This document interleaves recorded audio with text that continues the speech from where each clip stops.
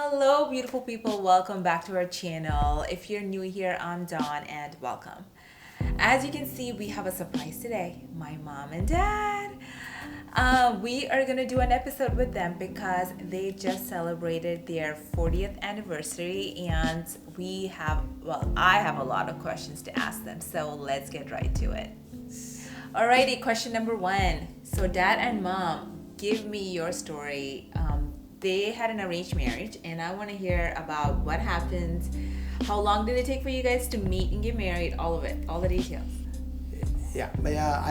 ഞാൻ ദുബായിൽ വർക്ക് ചെയ്തുകൊണ്ടിരുന്നപ്പോൾ അവധിക്ക് പോയി ഫെബ്രുവരി മാസത്തിൽ അവിടെ ചെന്ന് കഴിഞ്ഞപ്പം ഇങ്ങനെ പ്രപ്പോസൽ പലയിടത്തും അന്വേഷിച്ചു നടന്നു.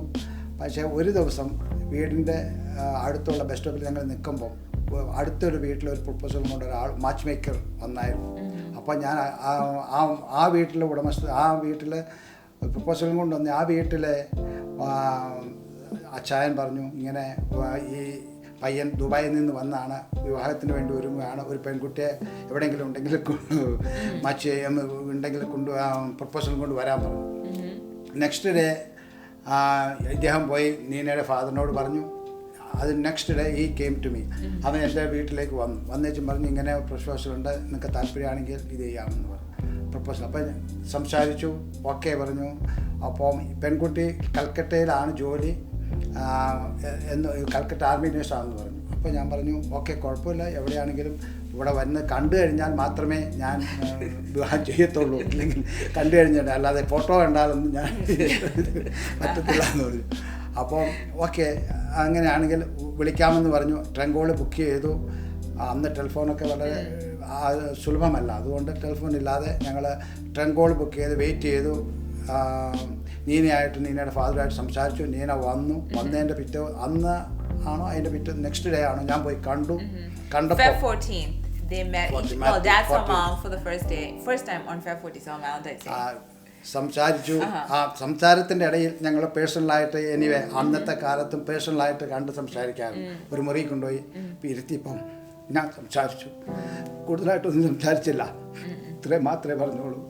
എൻ്റെ വീട്ടിൽ ഞാനാണ് മൂത്തത്, എനിക്ക് ചില ഉത്തരവാദിത്തങ്ങളുണ്ട്, അത് എന്നോടൊപ്പം നിൽക്കണം എന്ന് പറഞ്ഞതേ ഉള്ളൂ. വേറെ ഒന്നും ഞങ്ങൾ ഒരു ഡിമാൻഡ് ചെയ്തില്ല. ഷീ എഗ്രി ചെയ്ത നീനെ എഗ്രി ചെയ്തു. കല്യാണം പിന്നെ സെക്കൻഡ് ടൈം ഞങ്ങൾ കാണുന്നത് സാരി മേടിക്കാൻ പോകുമ്പോഴാണ്. അന്ന് കണ്ടു. അന്ന് കാണാനും ഞാൻ വളരെ പ്രയാസപ്പെട്ടു. കാരണം ഞങ്ങൾ ഒന്ന് സംസാരിക്കാൻ പറ്റിയില്ല. കാരണം എല്ലാവരും കൂടി ഇരിക്കുന്നു. ആരും അങ്ങനെ ആ സമയത്ത് ആരും അടുത്തിരുന്ന് സംസാരിക്കാൻ അലോ ചെയ്യത്തില്ല. അപ്പോൾ അതുകൊണ്ട് ഇൻഡയറക്റ്റായിട്ട് ഞങ്ങൾ സംസാരിച്ചു. വേറെ കൂടെ ഒന്ന് നമുക്ക് മിണ്ടാൻ പോലും അവർ അലോഡ് ചെയ്യത്തില്ല, നമ്മുടെ പേരൻസ്. നെക്സ്റ്റ് ഡേ വിവാഹം എൻ്റെ ഒരു ഫ്രണ്ട് എൻ്റെ കൂടെ ഉണ്ടായിരുന്നു. എൻ്റെ ഫ്രണ്ടോട് കൂടിയാണ് ഞങ്ങൾ പോയത്. എൻ്റെ ഫ്രണ്ടല്ല, എൻ്റെ ഫ്രണ്ടും അതായത് എൻ്റെ ഒരു കസിനും കൂടിയായിരുന്നു. ഞങ്ങളാണ് എപ്പോഴും എല്ലാ കാര്യങ്ങൾക്കും മുന്നോട്ട് പോയിക്കൊണ്ടിരുന്നത്. അപ്പോൾ അദ്ദേഹവും ഞങ്ങളെല്ലാവരും കൂടി സാരി എടുത്തുകൊണ്ട് വന്നു. വിത്തിൻ 26 മാരേജ് ചെയ്തു. വേറെ ഒരു പ്രോബ്ലം ഇതുവരെയും ആ വാക്ക് നീന പാലിച്ചുകൊണ്ടിരിക്കുന്നു. കുടുംബത്തിന് വേണ്ടി അധ്വാനിക്കുന്നു. ഞങ്ങളുടെ കുടുംബം ഇങ്ങനെ മുന്നോട്ട് പോകും. Yeah, so they got married basically 2 weeks after they first met. So they got married 26th of Feb and they met for the first time on the 14th of Feb. And they have been married ever since. They just celebrated their 40th wedding anniversary. All right, question number 2, mom and dad. What was the most challenging part of your marriage for 40 years? So like, I know you faced so many challenges, but what is one that you thought, was the most challenging part of your marriage?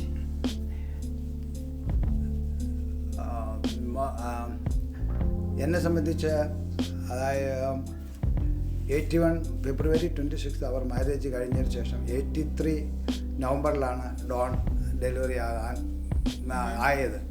അതിനുശേഷം 83 November 1 year കഴിഞ്ഞപ്പോൾ ഡോണിനൊരു ഒരു അസുഖം വന്നു. അങ്ങനെ എന്നും പനിയും കാര്യങ്ങളൊക്കെ ആയിരുന്നു. അപ്പം ഞങ്ങൾക്ക് തന്നെ അത് മാനേജ് ചെയ്യാൻ ബുദ്ധിമുട്ടായതുകൊണ്ട് നീനയുടെ വീട്ടിൽ കൊണ്ടുവന്നാക്കി. നവംബറിൽ അവിടെ പോയി കൊണ്ടുവന്നാക്കി. ഏപ്രിൽ ഒരു Thursday, April date I am not remembering. Thursday they telephoned me, Don is in the hospital. come immediately. That was a Thursday after the closing the bank. I was working in the bank, HSBC bank. I cannot take the passport എടുക്കാൻ പറ്റില്ല, ഒന്നും എടുക്കാൻ പറ്റില്ല. നീനയ്ക്കാണെങ്കിൽ അന്ന് duty ആയിരുന്നു. അപ്പോൾ ഞാൻ വളരെ വിഷമിച്ചു. പിന്നെ ഞാൻ വെയിറ്റ് ചെയ്തു. സാറ്റർഡേ മോർണിംഗ് പോയി പാസ്പോർട്ട് എടുത്തു. സാറ്റർഡേ നൈറ്റിൽ ഞങ്ങൾ അവിടെ ചെന്നപ്പം ഡോൺ ഹോസ്പിറ്റലിൽ കിടക്കുമായിരുന്നു. ഒരു സർജറി നടന്നു. സർജറി നടക്കുമ്പോൾ ഞങ്ങളില്ലായിരുന്നു. ദൈവത്തിൻ്റെ ഒരു മഹാകാരുണ്യം കൊണ്ട്, ദൈവകൃപ, ഇറ്റ് ഈസ് ഗോഡ്സ് ഗ്രേസ്. പക്ഷേ എനിക്ക് വളരെ പ്രയാസം സംഭവിച്ചത്, ഞങ്ങൾ ചെന്നപ്പം വിത്തിൻ 4 months ഡോൺ ഞങ്ങളെ മറന്ന് ഞങ്ങളെ അടുപ്പിക്കത്തില്ലായിരുന്നു. അതെൻ്റെ ജീവിതത്തിൽ വലിയൊരു പ്രയാസമായിരുന്നു. എങ്കിലും ദൈവം 1 മാസം 2 മാസം ഞങ്ങൾ അവിടെ നിന്നു. അവധിയെടുത്ത് ഞങ്ങൾ നിന്നു. കൊച്ചിനെ പരിചയപ്പെട്ട് കൊച്ചുമായിട്ട് വളരെയധികം അടുത്തതിന് ശേഷമാണ് ഞങ്ങൾ അവിടെ നിന്ന് പോകുന്നത്. പിന്നെ 1 year അവിടെ കുഞ്ഞിനെ അവിടെയാക്കി. ചില ചെക്കപ്പും കാര്യങ്ങളും ഉള്ളതുകൊണ്ട് കണ്ടിന്യൂ ചെയ്തു. അത് കഴിഞ്ഞിട്ട് ഞങ്ങൾ ദുബായിക്ക് കൊണ്ടുവന്നു. അത് ആ ചലഞ്ചായിട്ടുള്ള ടൈം അവൾ നമ്മളെ 3 മാസം കൊണ്ട് മറന്നുപോയി. ഞങ്ങളെ അടുപ്പിക്കത്തില്ല എന്ന് കണ്ടപ്പോൾ ഞങ്ങളുടെ ഹൃദയം വേദനിച്ചു. ഞങ്ങൾക്ക് അതൊരു വലിയ പ്രയാസമായിരുന്നു. ദൈവം ഇത്രത്തോളം നടത്തി. അത് ഗോഡ്സ് ഗ്രേസ്. ദൈവത്തോട് നന്ദി പറയുന്നു. ആ ഒരു പ്രശ്നവുമില്ലാതെ മോളെ സന്തോഷത്തോടെ സുഖത്തോടു കൂടി ദുബൈയിലേക്ക് ഞങ്ങൾ കൊണ്ടുവന്നു. അത് ദൈവത്തിൻ്റെ ഒരു മഹാകാരുണ്യം കൊണ്ടാണെന്ന് ഞങ്ങൾ വിശ്വസിക്കുന്നു. Just to give a context, I was born with congenital diaphragmatic hernia, and that is what they were talking about here, what I was mentioning.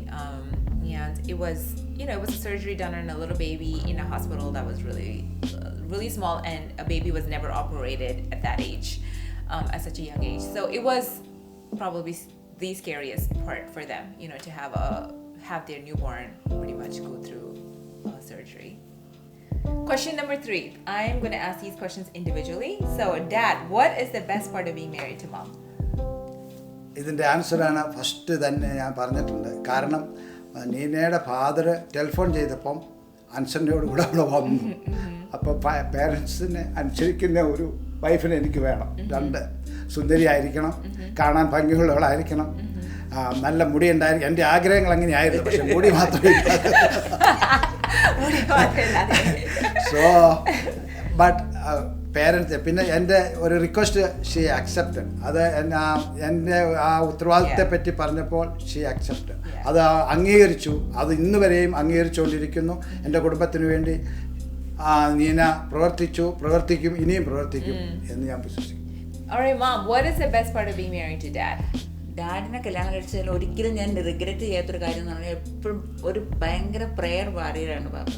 ഏത് കാര്യം ഉണ്ടായാലും, നല്ലതാണെങ്കിലും ചീത്തയാണെങ്കിലും പ്രശ്നം ഉണ്ടെങ്കിലും എപ്പോഴും പ്രാർത്ഥിക്കും. ഇപ്പം ദുബൈയിൽ വെച്ച് ഞാൻ ഓർക്കുന്നുണ്ട്, ബാങ്കിൽ നിന്നെല്ലാം വന്നു കഴിഞ്ഞാൽ അന്ന് ഇപ്പം അമേരിക്ക പ്രാർത്ഥിക്കുന്ന പോലെയല്ല, എപ്പോഴും പ്രാർത്ഥിക്കുമായിരുന്നു. അപ്പൊ ഡീൻ എപ്പോഴും പറയും, daddy you are always praying എന്ന് പറയുന്ന പല വ്യവസ്ഥ ഞാൻ ഓർക്കുന്നുണ്ട്. രാവിലെ ഉച്ചയ്ക്കും വൈകുന്നേരം എപ്പോഴും ഓൾ ദ ടൈം. പിന്നെ ഞാൻ പറഞ്ഞില്ലേ, 3 കുട്ടികൾ, ഞങ്ങൾ 2 പേരും full time work with full time 3 പിള്ളേരെ വളർത്തുന്നത് plus full time church attendance. ഒരു ചർച്ചിൽ ഒരൊറ്റ പ്രെയർ പോലും കുട്ടികളോ ഞങ്ങളോ മുടക്കിയിട്ടില്ല. അത് ഒരു ബിഗ്ഗസ്റ്റ് ഒരു നല്ല ഇതായിരുന്നു. കാരണം ഇതിനെല്ലാം കാരണം ഡാഡ് തന്നെയാണ് ഞാൻ വിചാരിക്കുന്നത്. കാരണം ഞങ്ങളുടെ വീട്ടിലൊന്നും പ്രാർത്ഥന അത്ര ഒരു മസ്റ്റായിരുന്നില്ല ഞാൻ ജനിച്ചു വളർന്നിടത്ത്.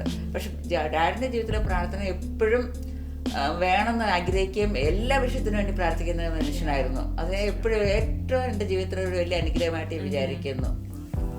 Yeah, I agree. When we were growing up, we were always praying, and Dad was always praying, and I would say that was probably also one of the biggest blessings that I have faced individually, being raised, with Mom and Dad.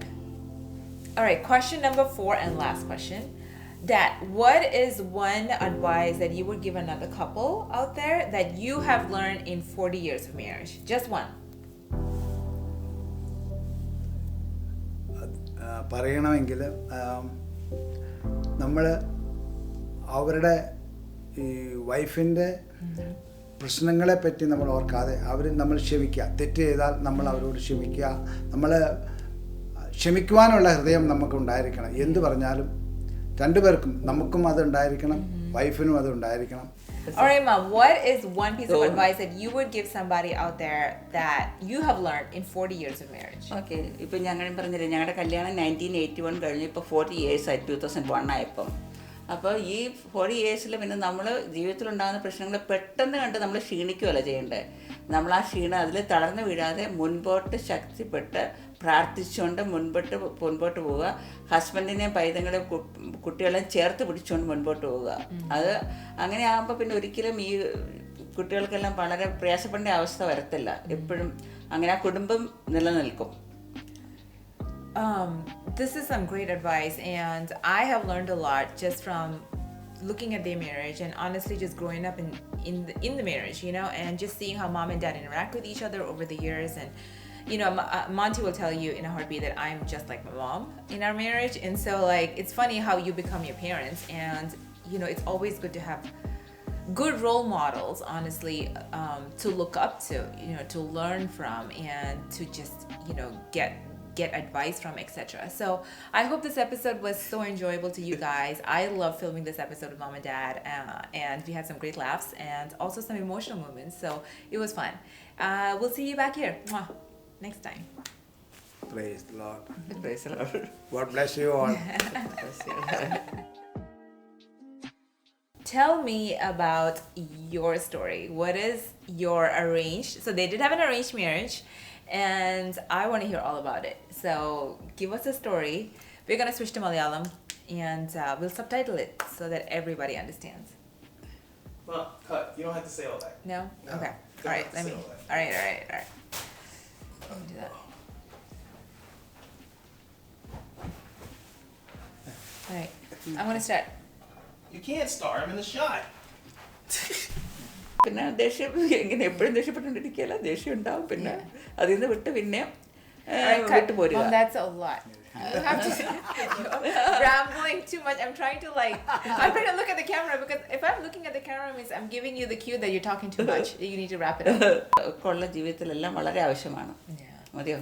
Yeah. അത് പറയല്ലേ, മതിയാന്ന് പറയാ. അത് mummy കഴിഞ്ഞിട്ട് ഞാൻ close ചെയ്യാൻ പോവാ. ഒരു വർഷം കൂടെ പറയാം.